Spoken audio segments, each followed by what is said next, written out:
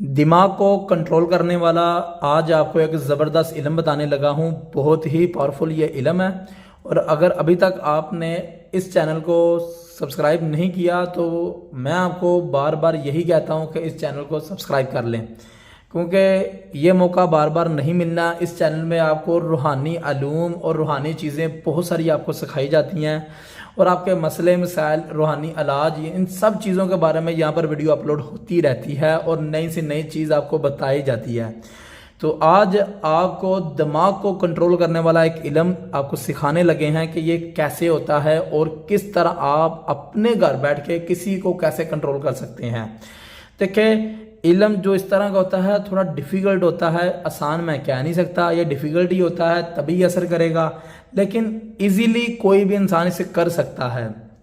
अभी जो आपके सामने एक मैं नक्शा, जो भी आपके सामने मैं लिखने लगा हूँ तवीज़, उस तवीज़ का इस्तेमाल करना है और जिस तरह मैं आपको बताऊंगा सेम एज इट आप अगर इस्तेमाल करते हैं तो आप किसी के भी दिमाग को अपने कंट्रोल में कर सकते हैं और किसी से कोई भी बात, आप जो कोई भी बात है आप उसे बनवा सकते हैं। मेरा मतलब है कि कोई भी बात आप उससे मनवा सकते हैं, बहुत ही आसान है।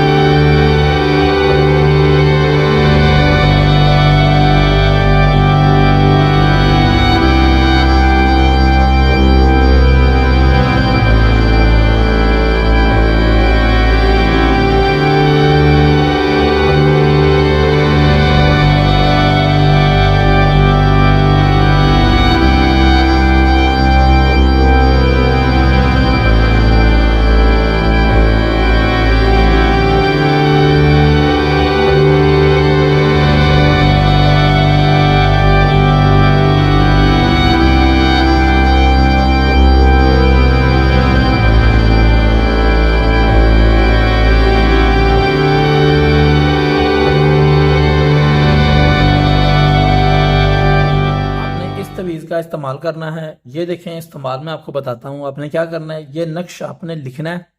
अगर लिख सकते हैं तो सबसे अच्छी बात है, अगर लिख नहीं सकते तो आप इसकी एक फ़ोटोकॉपी करवा लें, फ़ोटोकॉपी करवा के इसे इस्तेमाल कर लें। आपने क्या करना है, इस तवीज़ को लिख कर कब्रिस्तान में किसी भी वो पुरानी जो कब्र है ना उसके साथ, कोई भी कोई पुराना दरख्त लगा हुआ है उसके साथ आपने बांध देना है।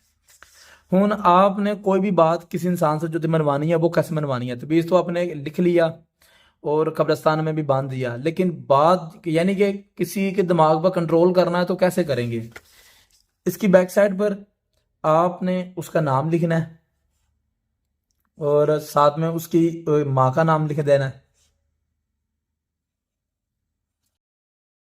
और फिर जो भी बात आपके जहन में आए कि वो इंसान ये वाला काम करे, वो यहाँ पर आपने अपना जुमला लिख देना है कि वो ये करे और इस तरह करे, वो इस तरह करे, वो इस तरह करे, जो भी आपके जहन में है वो यहाँ आपने लिख देना है। ऐसे लिख के उसका नाम और माँ का नाम लिखना है। अगर हो सके तो यहाँ पर उसकी उम्र भी लिख दे, एज, जिसे डेट ऑफ बर्थ कहते हैं, पैदाइश कहते हैं, उसकी वो भी लिख दें।